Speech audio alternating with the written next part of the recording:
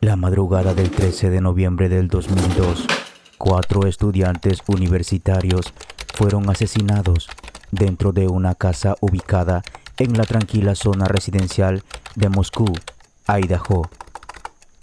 No hubo disparos, no hubo gritos que alertaran a los vecinos, no hubo señales evidentes de un intruso, solo una casa llena de jóvenes que se habían acostado, creyendo que al día siguiente sería algo normal. Y un asesino que caminó entre ellos bajo la oscuridad. La investigación movilizaría al FBI. Millones de personas seguirían el caso. Internet se llenaría de teorías. Y durante semanas, nadie sabría quién era el responsable. Pero incluso cuando finalmente fue identificado, una pregunta permanecería abierta. ¿Por qué? ¿Por qué esa casa? ¿Por qué esas víctimas? ¿Por qué aquella noche? Esta es la historia de la casa de King Road. Esta es la historia de uno de los asesinatos más impactantes del siglo XXI.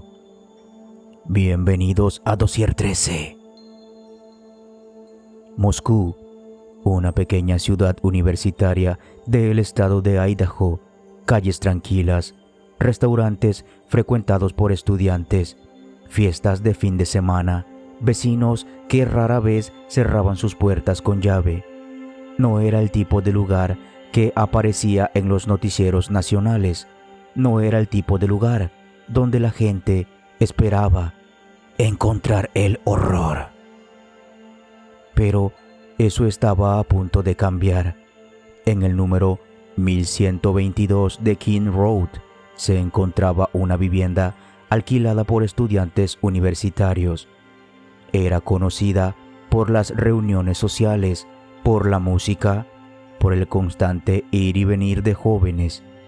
Allí vivían varias compañeras de universidad, entre ellas Kyle González, Madison Mugin, Shanna Kernodle y el novio de Shanna, Ethan Chapin. Nadie podía imaginar que aquella vivienda se convertiría en una de las escenas del crimen más famosas de Estados Unidos. Era sábado. Los estudiantes disfrutaban del fin de semana. Algunos asistieron a fiestas, otros recorrieron bares y restaurantes. Todo parecía normal. Videos, fotografías y mensajes enviados durante aquellas horas muestran a jóvenes disfrutando de la vida universitaria. Nada indicaba que estaban viviendo sus últimas horas. La noche avanzó. Las calles comenzaron a vaciarse.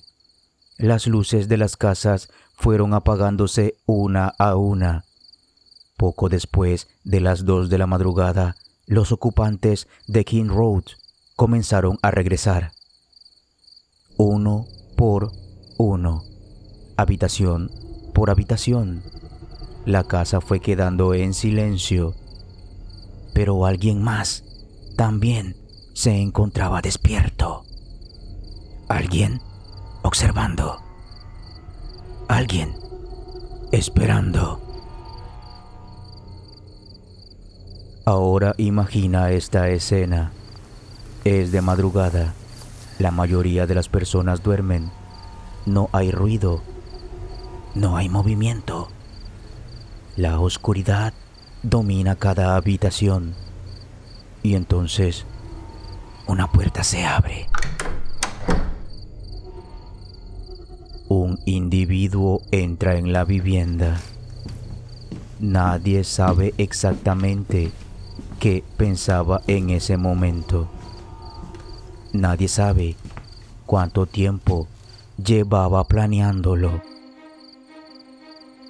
Pero sí sabemos una cosa: había llevado consigo un cuchillo y aquella noche estaba dispuesto a usarlo.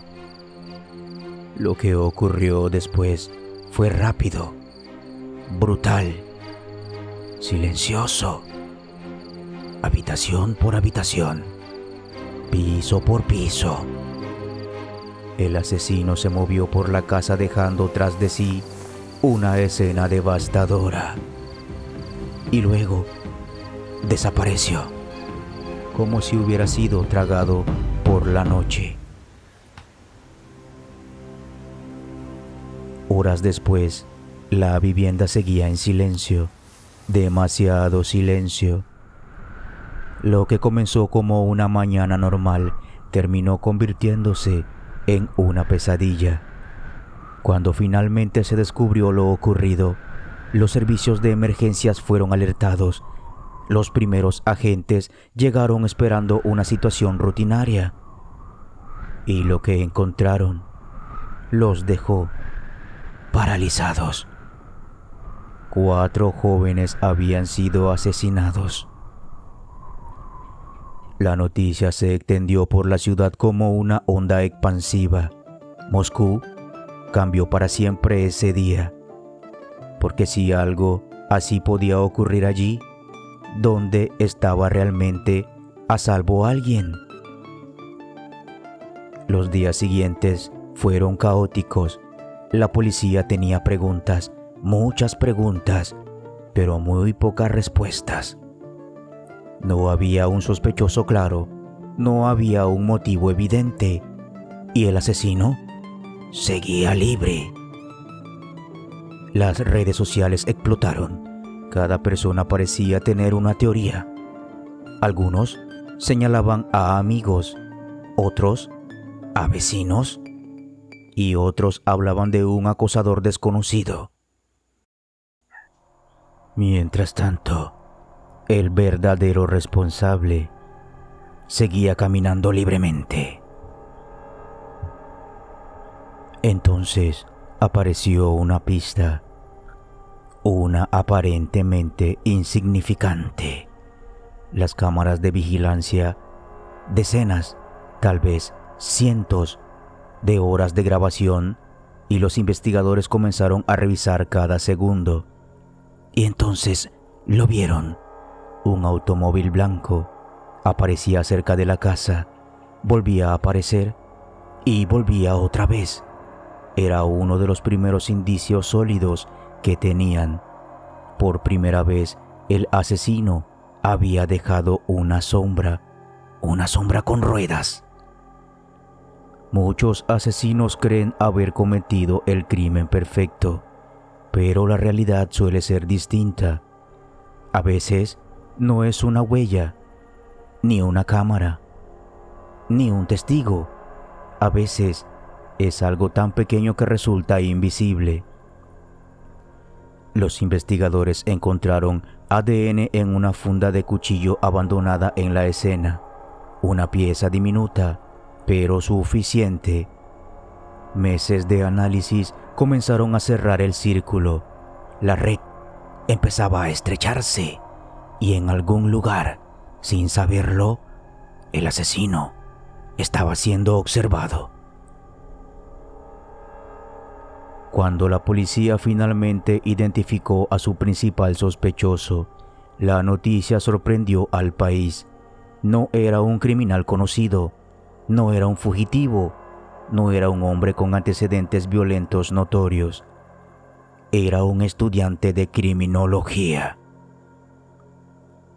Brian Koberger, un hombre que estudiaba precisamente aquello que ahora lo señalaba: el crimen, la conducta criminal y la investigación. Para muchos, aquello parecía una ironía imposible. Para otros, una coincidencia aterradora. Diciembre del 2022, la policía se movilizó.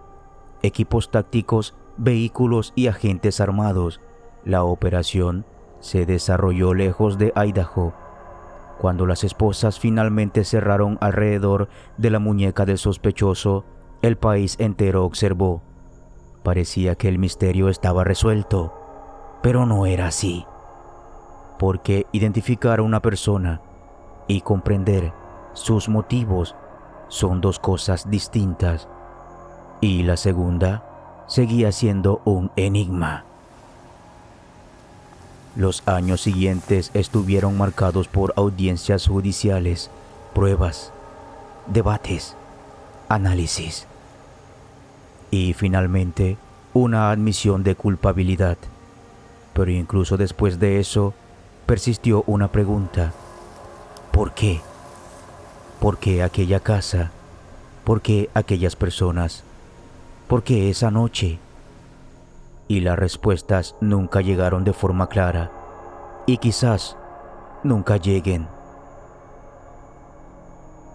Hay expedientes que se cierran, hay casos que encuentran respuestas, y luego están aquellos que dejan una sombra permanente. La casa de King Road sigue existiendo en la memoria colectiva, no por la identidad del asesino, sino por el vacío que permanece, porque conocer el nombre de quien cometió un crimen no significa comprender el crimen.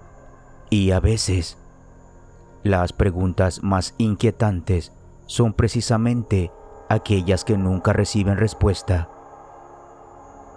El expediente ha sido archivado, pero no cerrado, porque en algún lugar, entre las pruebas, las declaraciones y los años de investigación, sigue escondida una verdad que nadie ha conseguido encontrar y quizá nunca lo hagan.